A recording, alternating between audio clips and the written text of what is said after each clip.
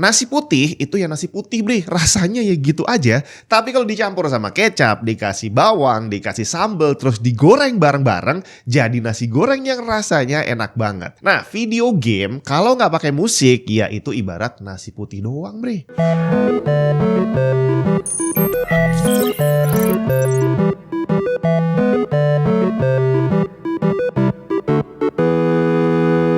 Butuh informasi lebih tentang teknologi monitor? Pengen tahu review monitor gaming inceran kamu? Langsung aja ke YouTube channel Grey to Grey. Masih dipegang oleh tim Tech and Tips tapi fokusnya hanya untuk display. Pelan-pelan semua yang berhubungan dengan monitor bakal dialihkan ke sana bre. Langsung aja klik linknya ada di bawah. Lihat nih, apa bedanya Mario yang lagi kayak gini sama Mario yang lagi begini? Kayak hampir sama kali ya, ada Mario lari-lari cuma warnanya aja yang berbeda. Sekarang kita coba masukin musiknya. Yang satu ini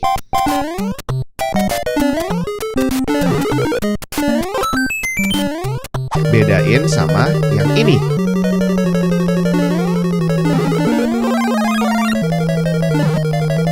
Gimana? Terasa bedanya kan? Kalau yang pertama, dengan musiknya aja dan tampilan yang seperti itu, kita bisa tahu bahwa oh ini gamenya lagi santai. Tidak ada sesuatu yang berbahaya di stage yang sedang kita mainkan. Jadi mainnya dari awal udah ya memang asik aja gitu ya. Tapi begitu masuk stage berikutnya, itu kita langsung tahu bahwa wah lagunya kok kayak gini nih. Ditambah tampilannya yang lebih gelap. Kayaknya bakal bahaya nih. Dan bener bre, itu adalah boss stage. Dimana di situ ada banyak sekali jebakan yang bisa membunuh si Mario. Dan itu adalah salah satu contoh musik yang sudah diterapkan di game yang sangat sederhana dan itu bisa membangun mood kita saat sedang bermain. Sedangkan video game sekarang ini sudah sangat kompleks. Baik dalam segi grafik, gameplay sampai story semuanya udah ngalahin film. Bahkan biaya pembuatan video game AAA itu sudah mengalahkan film box office. Cyberpunk dengan memperhitungkan inflasi butuh dana hampir 500 juta US dollar untuk pembuatannya. Yang lebih gila lagi, game mobile Monopoly Go ternyata butuh dana hampir 500 juta USD juga untuk pembuatannya. Buat apa coba? Bahkan Genshin Impact dari sejak pembuatan awal sampai segala macam update-nya sudah memakan biaya hampir 1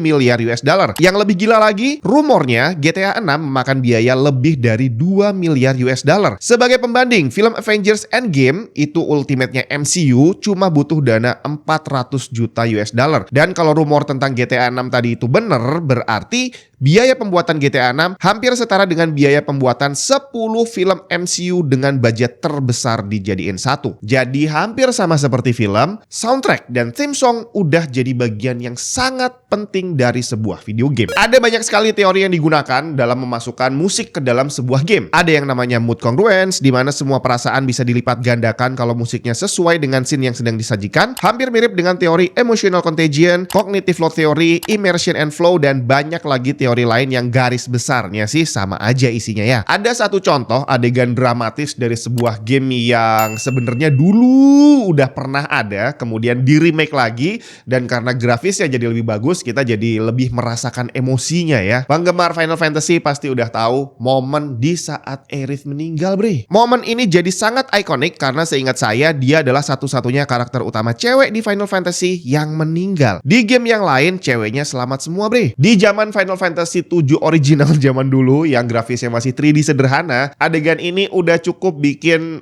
yang main jadi sedih gitu ya. Dan setelah di remake, sedihnya jadi berlipat ganda. Aerith!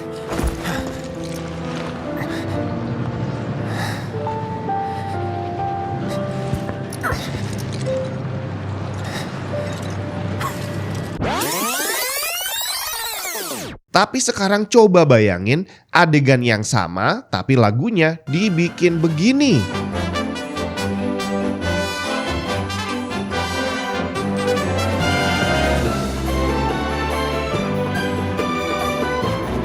Bubar, rusak semuanya. Yang tadinya kita mau sedih malah jadi ketawa. Tapi mau ketawa, Aerith-nya mati. Akhirnya jadi marah lah kita. Dan itu tadi adalah salah satu contoh soundtrack. Soundtrack sama theme song itu adalah dua hal yang berbeda. Mirip tapi nggak sama. Soundtrack adalah keseluruhan musik yang ada di sebuah game atau film. Dari opening, musik in-game yang tadi berfungsi membangun mood sampai ending. Sedangkan theme song itu adalah musik atau lagu yang spesifik dibuat untuk menjadi ikon sebuah game atau film. Biasanya ditaruh di opening atau di ending. Penggemar anime pasti udah nggak asing sama theme song Doraemon.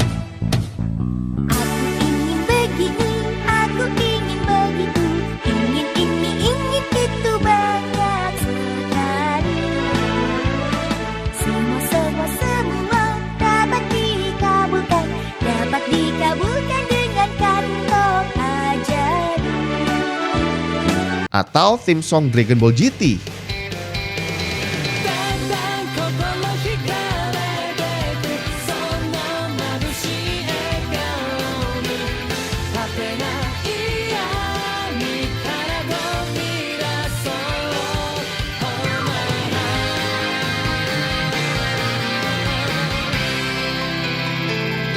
Atau theme song Naruto.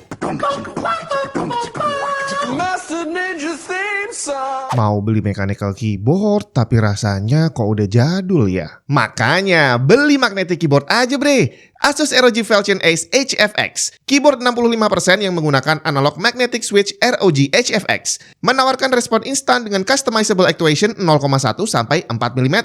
Speed tap modenya membuat kontrol gerakan dalam game menjadi jauh lebih responsif. Ditambah dengan 8000 Hz polling rate membuat keyboard ini lengkap untuk menjadi senjata ultimate para gamer. Selengkapnya cek link di bawah. Puluhan tahun berlalu sejak saya pertama kali nonton Doraemon dan Dragon Ball, tapi lagunya masih nempel di kepala bre. Bahkan saat saya kenalin Doraemon sama Dragon Ball ke anak-anak saya, yang terbayang adalah theme songnya. Pembuat video game udah sejak lama menyadari hal itu dan sudah memasukkan unsur musik menjadi sesuatu yang penting di dalam video game mereka. Sampai hari ini saya masih apal sama Eyes on Me. Tiap dengar lagu itu masih keinget petualangan Squall dan Rinoa.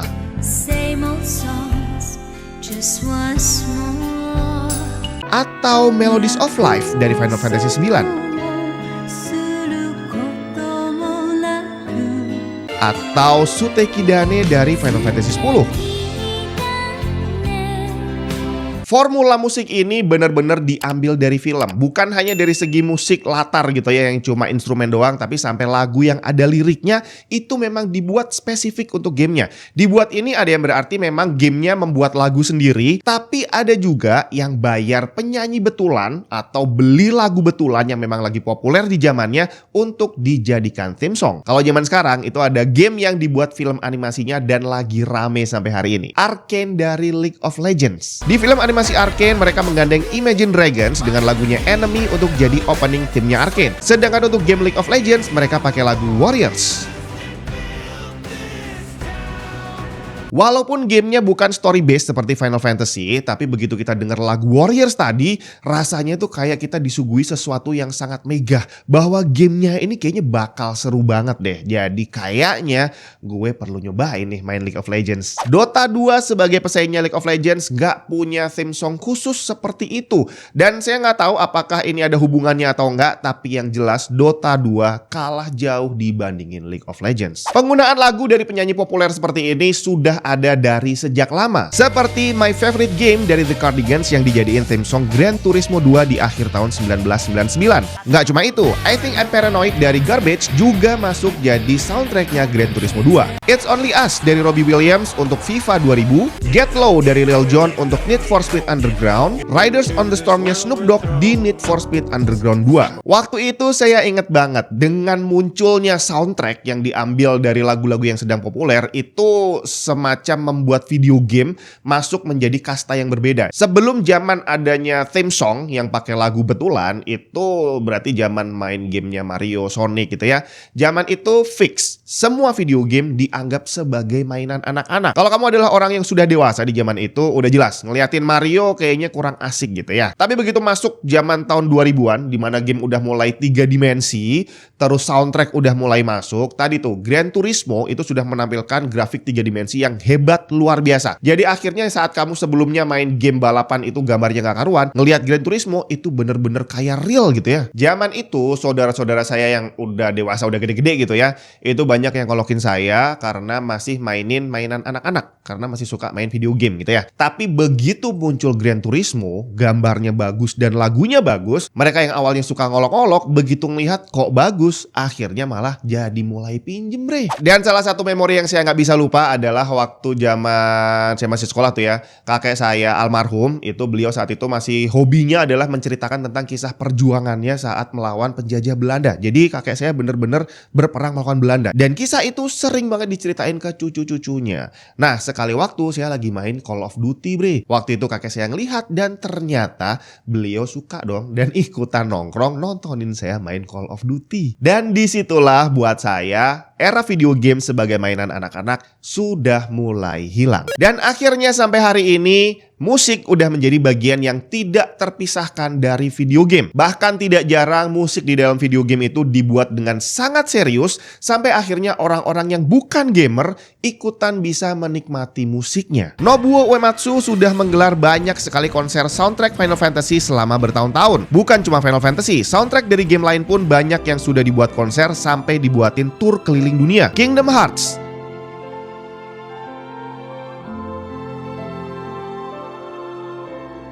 Sonic,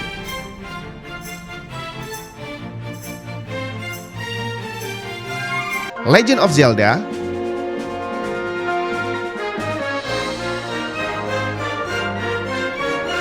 Pokemon,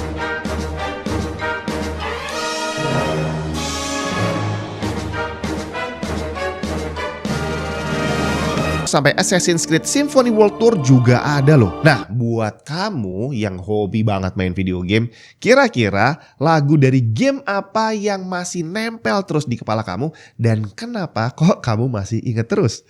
Ceritain aja di kolom komentar.